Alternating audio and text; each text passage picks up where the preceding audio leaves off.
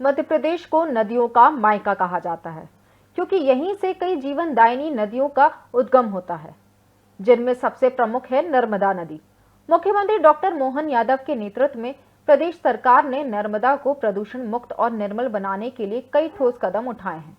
घाटों का पुनर्विकास, सीवेज रहित बहाव, धार्मिक स्थलों के आसपास मांस मदिरा पर प्रतिबंध और अपशिष्ट जल का उपचार कर पुनः उपयोग की व्यवस्था जैसे काम इस बात का प्रमाण है कि सरकार नर्मदा की पवित्रता और महत्ता को बनाए रखने के लिए पूरी प्रतिबद्धता से कार्य कर रही है।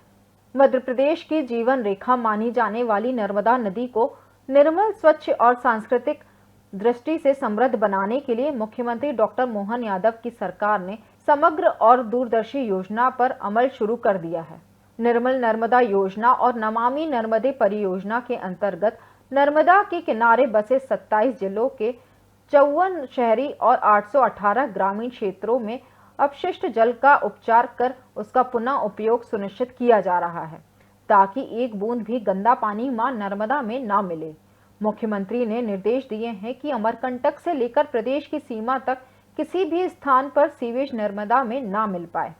इसके लिए सीवेज ट्रीटमेंट प्लांट्स बनाए जा चुके हैं और कई नए निर्माणाधीन हैं। नर्मदा के किनारे बसे धार्मिक नगरों में मांस मदिरा पर पूर्ण प्रतिबंध लगाया गया है, जिससे आस्था केंद्रों की गरिमा बनी रहे। साथ ही गौरी घाट और तिलवारा घाट सहित 17 घाटों को अयोध्या और हरिद्वार की तर्ज पर विकसित किया जा रहा है। मुख्यमंत्री ने नर्मदा जयंती के अवसर पर 15 करोड़ रुपए की अतिरिक्त राशि भी स्वीकृत की है, ताकि नदी में नालों का गंदा पानी ना मिले। नर्मदा के दोनों किनारों की निगरानी ड्रोन और सैटेलाइट इमेजिंग के जरिए की जा रही है और जीआईएस तकनीक से विकास कार्यों को ट्रैक किया जा रहा है।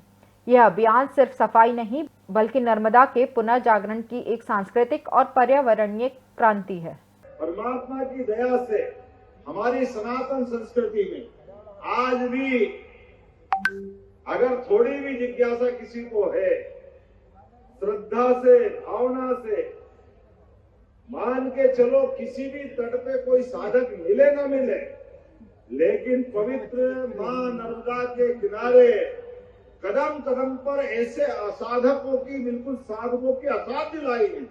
कहां भी चले जाओ, कैसे भी चले जाओ, जिसको कोई साधना करना है, अपने मन में अध्यात्म की धारा का निर्बाध रूप से, प्रभावमान रूप से धारा स्थापित करना है, तो मां नर्मदा का किनारा ओंकारेश्वर, ममलेश्वर, नेमावर, जहां चाहो अलख निरंजन की तरह आपको जीते जी देवता के रूप में साधक मिल जाएंगे, जिनको कुछ नहीं चाहिए, लेकिन उनकी साधना का मार्ग इतना पवित्र है कि वो अपने आप ही हम सबके लिए कई रहस्यों की दुनिया, कोई सोच नहीं सकता है।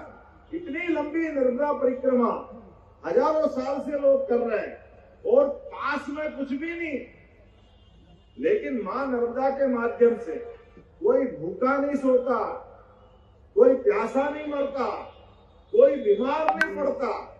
अरे ऐसे गरीब गरीब लोग भी जिनके अपने घर में खाने के लिए बड़ी कठिनाई होगी, लेकिन कोई नर्मदा का परिक्रमावासी आ गया तो वो भगवान की तरह उसको अपना भोजन भी देकर के आनंद महसूस करता है। ये श्रद्धा भाव कहीं नहीं है, ये एकमात्र जगह है मां नर्मदा की परिक्रमा के अंदर ही।